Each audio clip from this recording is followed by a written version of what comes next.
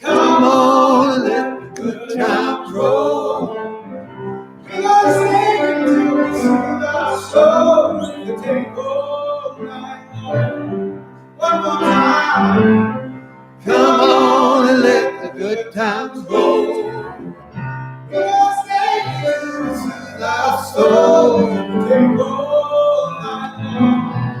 Let me tell you, even something sinking low. The clock on the wall says it's time to go. I got my plans, I don't know about you. I tell you exactly what I'm gonna do, yeah. Come on and let the good times roll. I'm gonna stay until I soothe my soul. If you take all night, yeah. Everybody let the good times roll. We gonna stay until we soothe our soul. If you take all night long, yeah. Might be 1 o'clock, it might be 3. Time don't mean that much to me. I ain't felt as good since I don't know when. Now I not feel this good again, yeah. Come on, let the good times roll. We gotta stay until we soothe our souls. We will take all night long, yeah.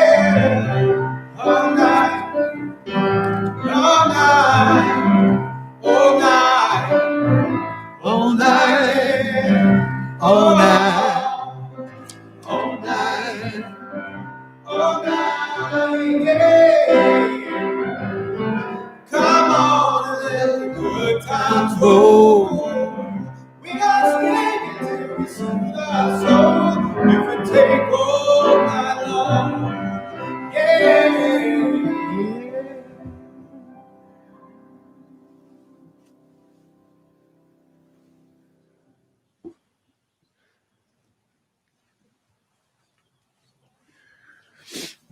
Welcome to Pacific Unitarian Universalist Church. We intend to be a beacon of light and life here in the South Bay, sitting high above, trying to reach out to all the folks who are within 10 miles or so, trying to be a diverse and a loving and an open place. And we hope you are served by us, and we hope you continue to come and attend to us. I'm going to keep the announcements brief. We have a fall-winter financial review today. There's a vote for our auditors. So if those who are watching the service, particularly those who are members, could you please tune into that Zoom call? We need a quorum. It's sort of there's not a whole lot of controversy, but it's a great way to understand where we are at the budget at this pandemic time, and as we start to head towards the pledge drive. So, caution. We're going to light our chalice lighting with words from Elizabeth Harding. She says, "We Unitarian Universalists don't drink from our chalice like some. Instead, we use it to hold the flame. The circle of the chalice helps to keep the fire small. The flame doesn't blind us. It generally doesn't burn us. It gives us a little bit of light. Light so we can see the different things in the universe, but not enough light to blind those invisible things. Because Universalist flame is a light of learning and awareness. It's a light of love, and it's our symbol." So I light our chalice, our great chalice.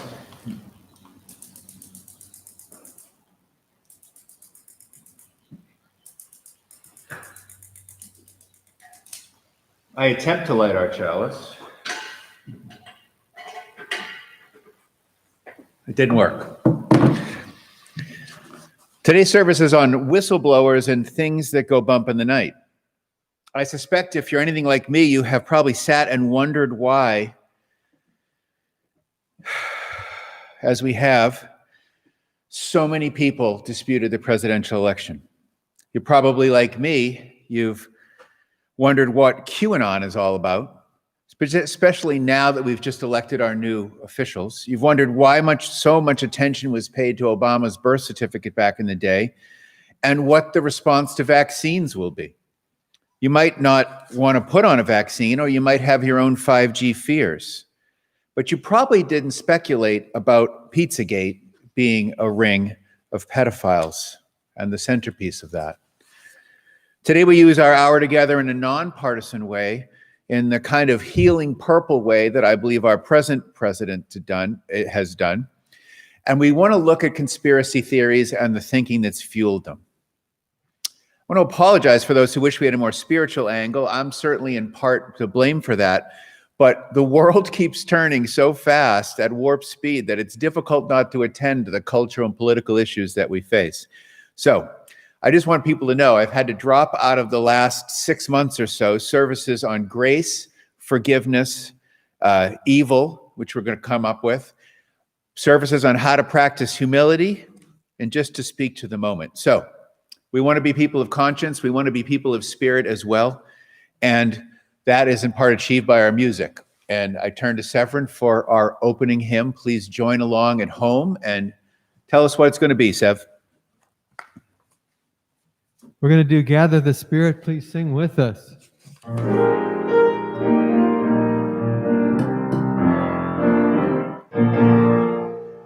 Gather the Spirit, harvest the heart, our separate fires will kindle and flame. Witness the mystery of this hour, our trials in this life of sin.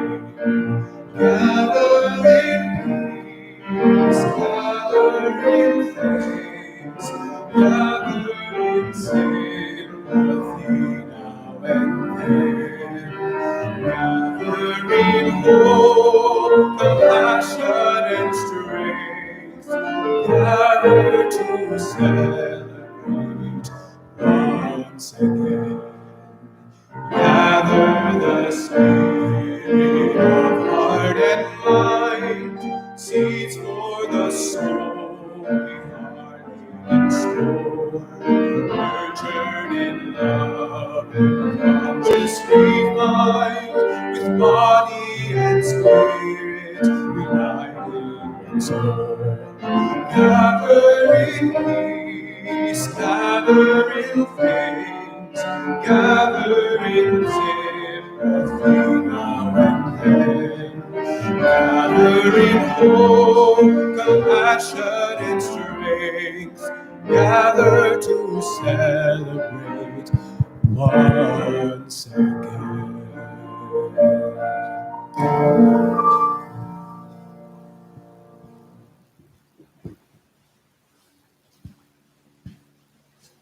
It's now time for our children's moment, and Tracy Blender of our worship committee is going to lead us in that.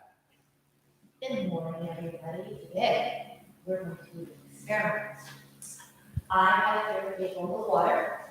I have here an empty glass. She has here an unturned on microphone. I'm just not used to being mic'd. Good morning. We're going to do an experiment today. And I have here a bowl of water. I have here an empty glass. And I have here some regular old paper towels.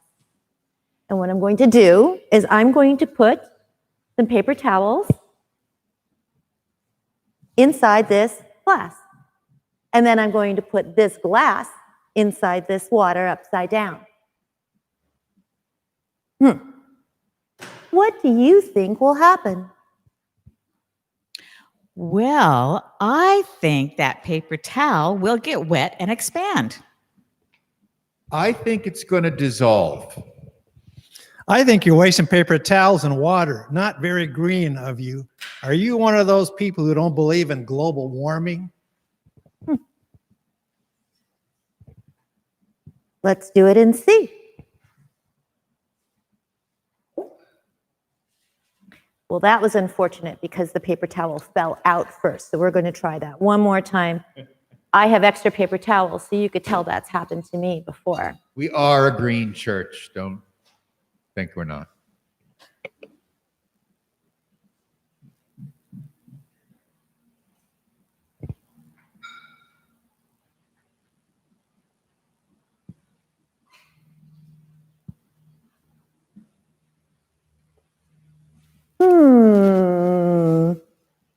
Let me ask you now. Oops. What do you observe? The paper towel did not expand at all. It certainly didn't dissolve. It's a trick. That's why you don't understand. Do you have stock in this paper towel company? Well, what do you think we should do next? I think I'm going to do some research and find out why that paper towel remained dry. I'm going to ask my friends on Facebook what they think. I think I'm going to tell my friends you're a cheater. Well, let me ask you a question. What would you do? Would you err on the side of seeing what your friends say? Would you err on the side of deciding this was just a rigged trick? Would you err on the side of curiosity, do some digging, and see what makes sense to you? And speaking of air is what solves this mystery. Air filled the glass when I turned it upside down, so there was no room for the water to get in between the water and the paper towel. Air solves the mystery. Conspiracy.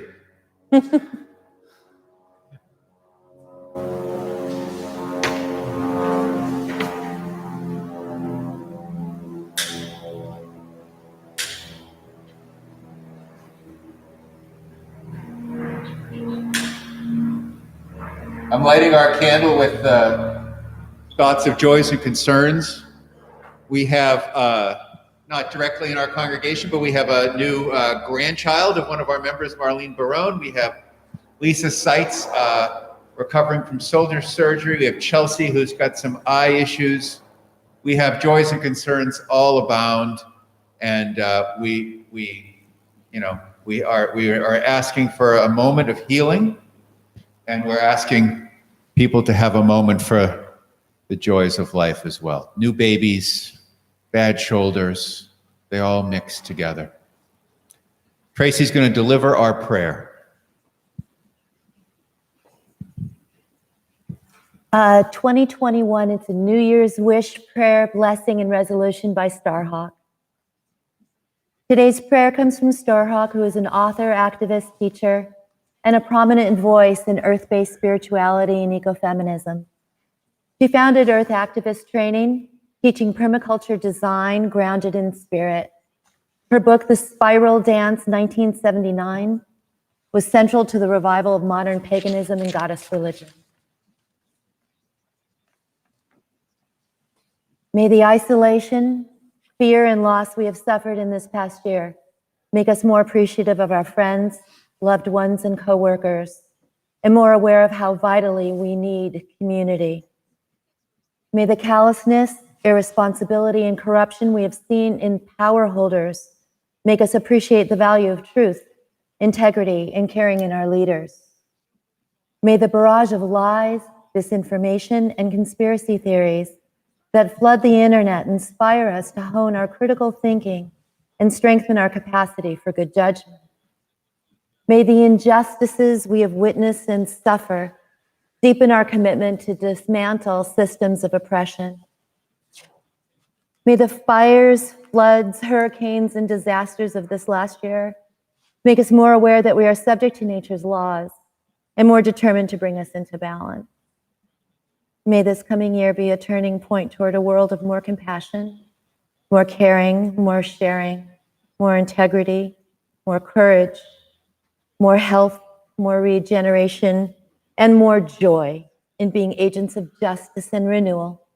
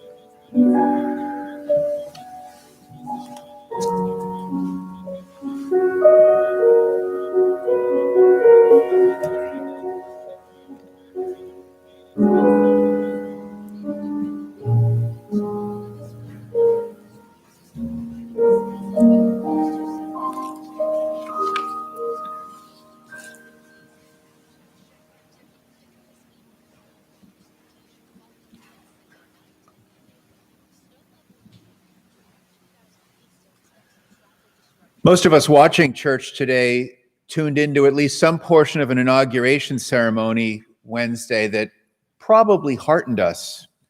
We heard a president being presidential for the first time in a while, and probably most commonly choked up, at least at some point, with a feeling or feelings that might be described as hopeful, trusting, reassuring.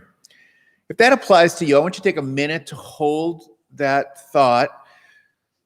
If you're looking for a moment, maybe the one when the youngest poet laureate spun her words of peace and hope and requests for bravery. Having had our moment, let's remember that just 5 days ago, we probably weren't sure how that Wednesday would go. We had a rough series of Wednesdays. Because less than 3 weeks ago, we watched thousands of people storm the Capitol building. They did so at the prompting of our president, who, with the aim of disrupting election proceedings, promoted a deeply held, although erroneous, belief that the election was stolen by a group of deep state Democrat elites who, when not plotting to use a phony virus to take away your civil rights and freedoms, were involved in child trafficking rings involving pedophiles. Sorry to take you back there, but I think it's important. Take it in. We used to politically disagree on what the top tax rate would be or how much we should spend on the military, whether the national debt was too high, or engage in what now feels like an old-fashioned debate about whether the rights of women or fetuses were preeminent. I almost remember those days fondly. If we as a nation can get back to a politics that doesn't feel choreographed by professional wrestlers, we have some cleanup to do. One pile of trouble deserving attention in the uncomfortable pile of troubles that we face is the conspiracy theories that clutter our path forward. I'm not that old, but I'm in short order remember conspiracy theories moving from whether aliens were at Roswell or to now where democracy is a farce or not. Today, we're going to pick up our binoculars a little bit, train them not into the woods in search of Bigfoot, but on exactly these things and how they function, because we need to know that. As active participants in our democracy and as wise people who want to be as wise as serpents as well as innocent, we have to know. Conspiracy theories are really basically emotional efforts to capture our attention. They're born generally with some level of selfish intention and delusion in mind. It depends on your motivations. They hold that people or institutions in power have an evil, almost mythological control over events. And the conspiracy theorists themselves see themselves as privileged sort of folks who hold this untenable but deeply believed belief that the masses are being deluded and that they are there to save the day. Historically, they've been attached to famous deaths or institutions like government conspiracies, JFK is among the popular ones of them, who, Elvis still being alive, the moon landing.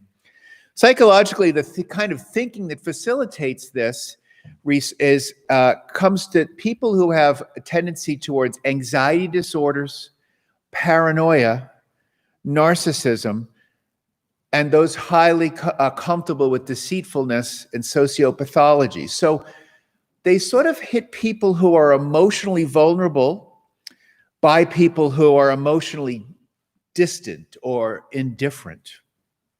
The broadest category of people for whom, if you're going to pull away the sort of diagnosable qualities, it's to people who are more intuitive thinkers than rational ones.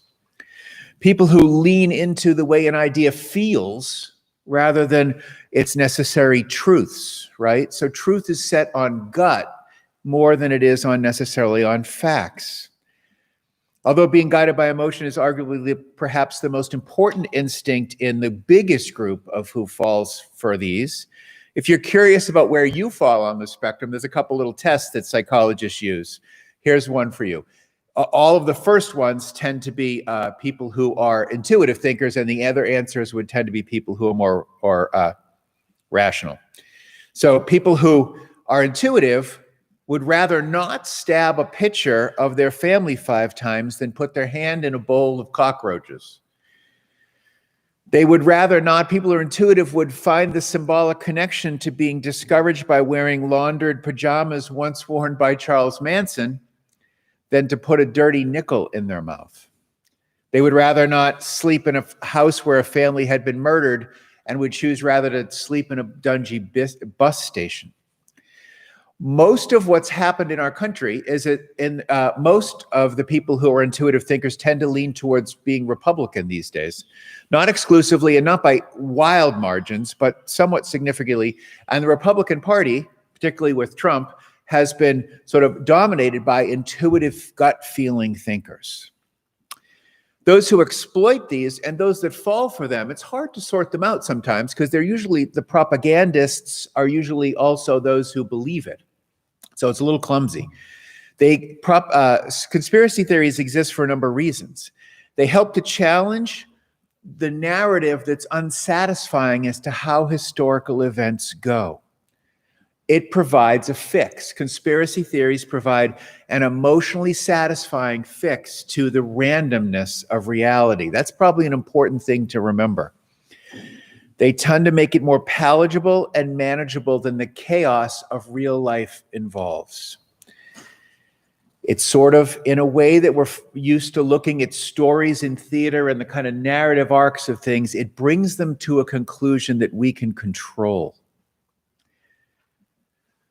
They also exploit a number of natural instincts within us. We have a proportionality bias, and that is our instinct to explain events that are significant with significant causes.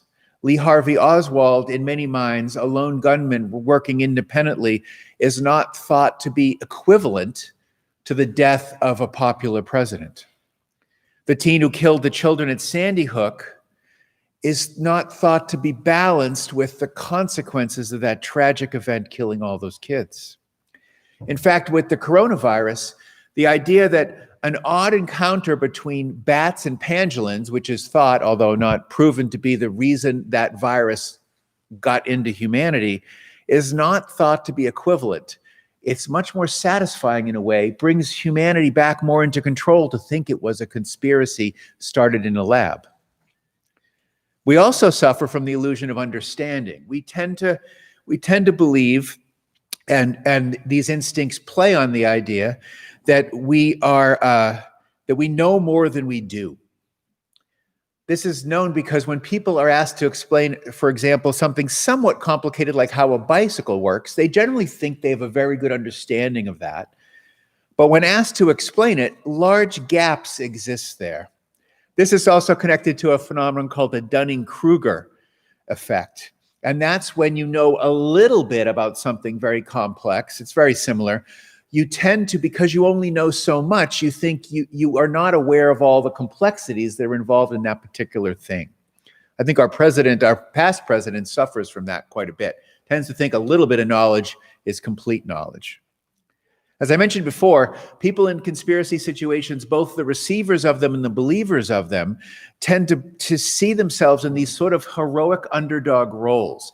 They have special knowledge that the masses are not aware of. And those that go on the pursuit of these conspiracy theorists have an almost unconscious motivation most of the time to reveal and to undo the general consensus.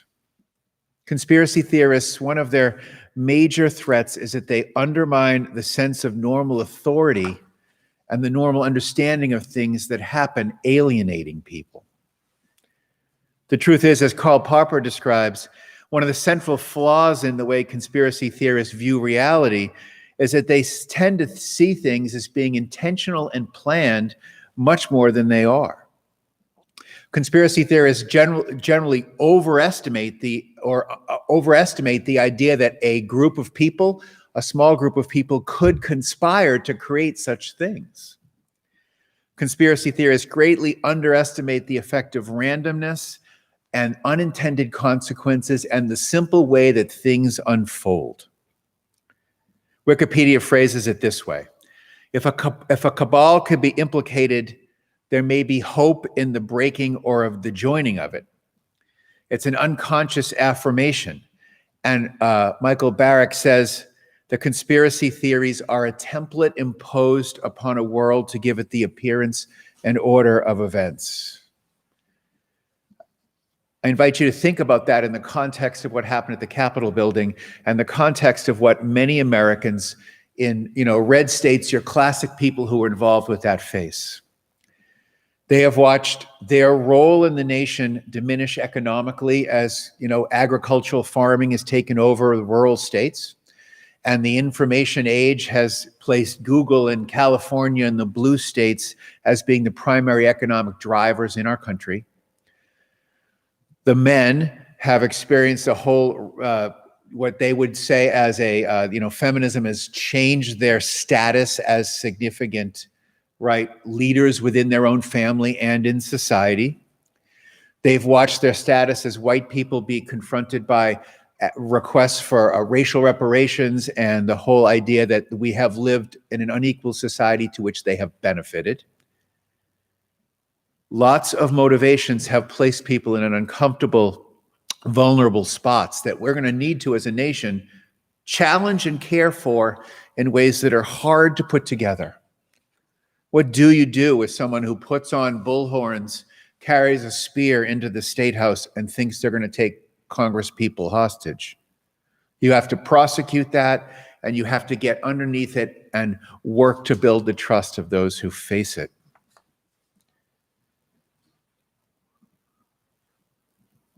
There's flaws in this thinking that are very clear. There's red herrings, and there's efforts to just avoid scrutiny in the ways that conspiracy theorists would put on others, right? When there's a lack of evidence as to what challenges their theories, they see it as a big, quiet conspiracy to keep them down. When you think of all the ways they approach it, there's lots of double standards in the level of scrutiny that they apply to critiques, for example, of global warming.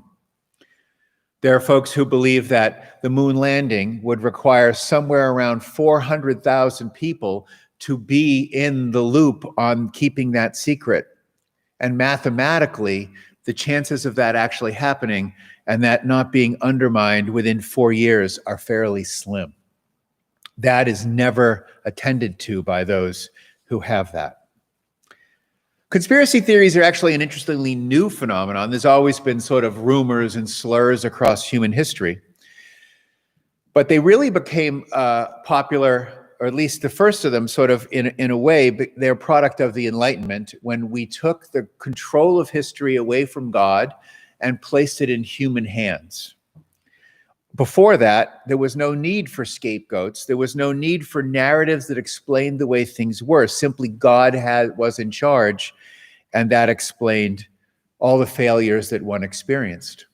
If we think about Job being around today, he probably, experiencing all the plagues and troubles that he experienced, would have at some point turned to a conspiracy theorist, to a conspiracy theory as to why he had suffered so much. Conspiracy theories really are sort of modern folklore. And the very phrase was only put together in the late 1800s and only really popularized at first in America, where anyone would have, normal citizen would have uttered those words at the time of the Kennedy assassination. Conspiracy theorists, as I've said, fail to understand how difficult it is to pull off such a theory. It does, of course, return us to the point that they could be true. That has to be considered.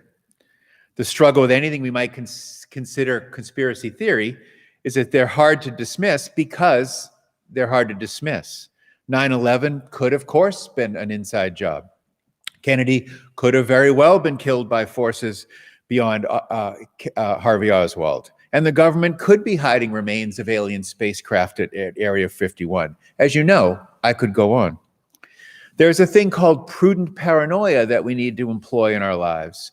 And the good news is when we do that in appropriate tones, that kind of skepticism, particularly in the context when you're faced with an untrustworthy government, can bring to the surface deceptions that otherwise wouldn't be there and would be overlooked. You have to have a certain amount of skepticism to live appropriately. Conspiracies serve as whistleblowers in the way an insider does within a corporation. And of course, Watergate, and we still are suffering the effects of the Tuskegee syphilis experiments that have caused a wealth of distrust from the African American community as to exactly what vaccines might be. We also have to face the fact that all those who complained, African Americans complaining about police brutality, have been proven right, or at least anecdotally right, with the number of cell phone incidents now that we have evidence in our hands of the level of police brutality that's gone on. It's difficult to sort this out. It takes prudent minds looking honestly at them. However, when it comes to irrational beliefs, they can be much more dangerous than even the truth-telling to some degree. They cause wars. They can cause genocide. Essentially, the witch hunts of Salem are a version of conspiracy theory thinking. We obviously saw what happened on January 6th. The chaos and violence was fueled by erroneous thoughts. Exposure to conspiracy theorists immediately suppresses the feelings of autonomy and control that people have in their lives. At the same time, it brings them an odd sense of intellectual peace that at least it's human behavior and not randomness. It's a weird balance. In Africa, erroneous ideas about how AIDS was spread and what might be in the food that was involved with famine relief cost hundreds of thousands of people their lives. We have to preserve the importance of truth. Our last president went out of his way to erode the idea that there were actually facts and there were actually truths. Everyone has a right to their own opinion. They do not, as Patrick Moynihan said, have a right to their own facts. So, how should we proceed? What should we do? How do we balance that out? It's not simple. The primary defense for conspiracy theory, undoing it, is to live as transparently in our society as we possibly can. It's also to train up a group of people to be as analytically skilled as possible so they're not racing into a Washington, D.C. pizza shop to break up a pedophile ring. The act of undermining the president on Twitter and Facebook is probably a very good idea. What we really do need to do, though, is train the American public in some critical thinking skills. Even if the election was not stolen and the flimsy arguments of the conspirators stripped away, we still have an unpretty problem of a large number of Americans feeling like they're not valued. I feel like the president and first lady have gone a long way to mending that in the inauguration. And there's no easy path to balancing out the needs of rural, white, working class Americans with the new awareness, or not the new awareness, but the newer level of attention spent to Black Lives Matter concerns. We have a nation that needs healing on both ends. The guy with the bullhorns and the spear needs judgment, needs love, needs assuaging and shaping in general away from that kind of anger. Challenging the conspiracies of people most in need of those, or most receptive of those, is going to be hard work. What do you do in a country that's imbalanced in terms of its power? There's no easy answers to that. I began this sermon by asking myself, and essentially us, what prompted such distrust? How do you get people storming the Capitol? There's no really easy answer to that, except a medley of love, hard lessons, and smart education. I hope we as a church can be a part of that. I hope you as a person can embrace those who are challenged by that with enough love to try to bring us back together and eliminate the fodder of a world that creates them. That seems to be the best answer experts have for undermining conspiracy theories. We need to create a world where they're not necessary, where everyone feels heard and the world is explainable as best as possible. Amen. Tracy?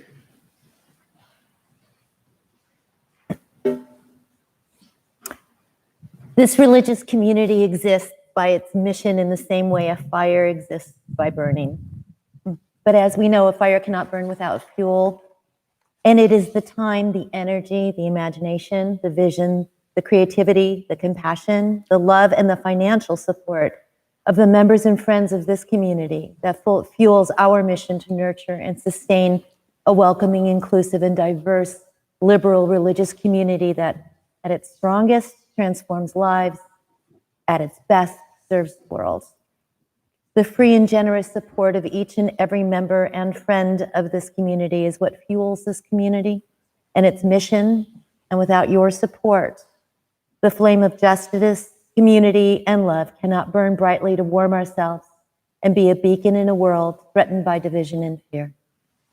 We ask you to give generously.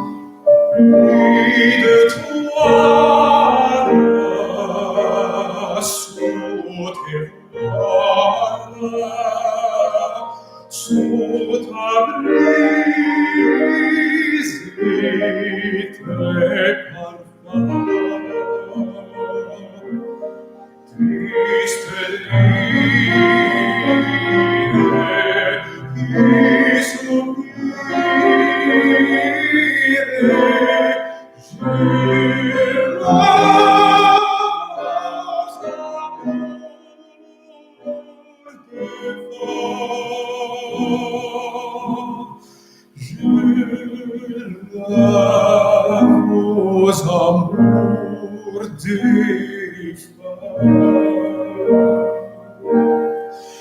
je revois à notre fontaine regarde comme ici cette rose, c'est ton haleine,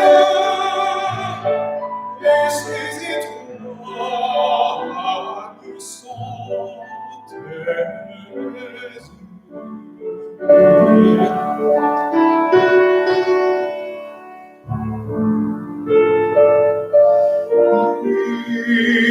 De toi sous tes voiles, sous ta brise et tes parfums. Triste lyre, isolire, je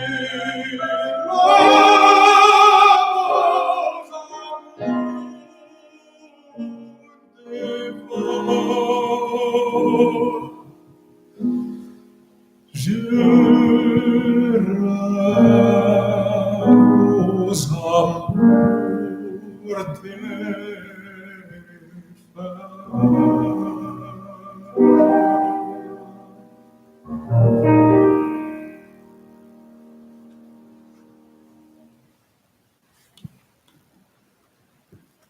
Wow.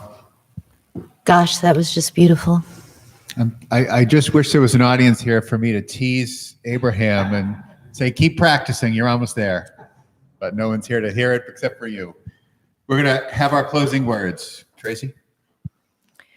This church is dedicated to the proposition that behind all our differences, beneath all our diversity, there is a unity that makes us one and binds us forever together in spite of time and death and the space between the stars. We pause in silent witness to that unity. May the blessing of love be upon you. May love's peace abide with you. May love's presence illuminate your hearts now and forevermore. So be it. Amen. Shalom. Salam. Namaste. And blessed be. And as we say, ideally, now is when our service truly begins. Please give generously for the life and work of this church. And please join us on our winter financial review at 3:00.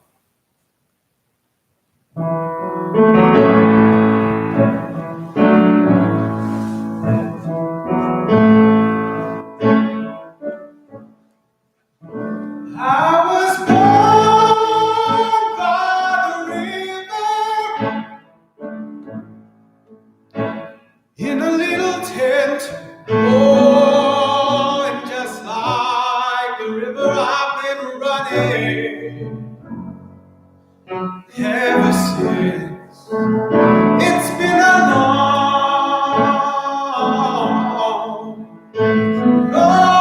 time coming, but I know change's gonna come. Oh, yes it will.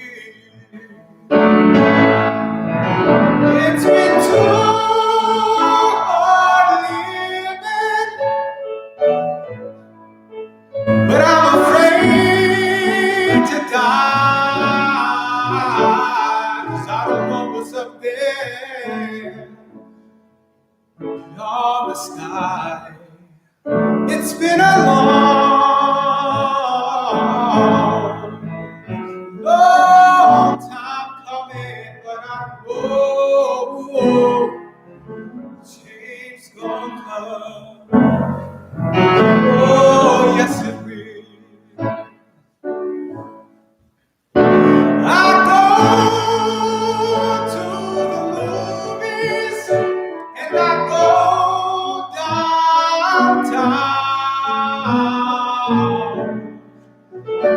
Somebody keep telling me, don't you hang around.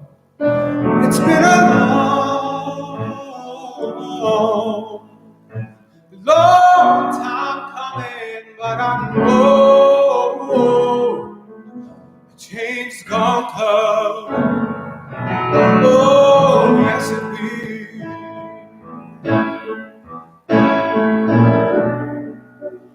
Then I go to my brothers and I say, brother, help me please.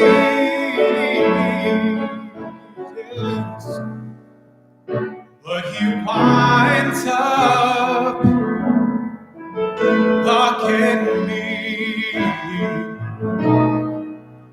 Back down on my knees, Lord, there been times that I thought I couldn't ask for the Lord.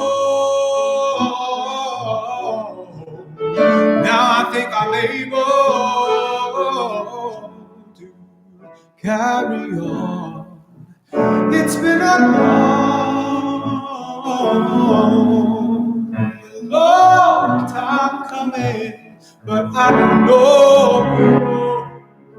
change gonna come. Yes, I know change gonna come.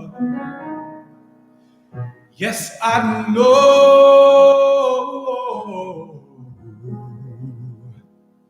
change gonna come.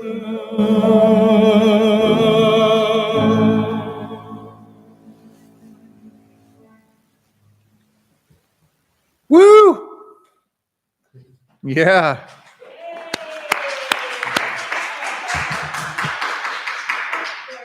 Abraham honored Sam Cooke, and we wanted to lift up Sam Cooke, who many people don't know was, and I didn't know, was killed and was very likely an assassination attempt. He's featured in the recent movie One Night in Miami, and a freedom fighter, was really tight with Malcolm X and Muhammad Ali, and we wanted to lift up his spirit at this challenging national time, and Abraham did us honors. Thanks for being here today.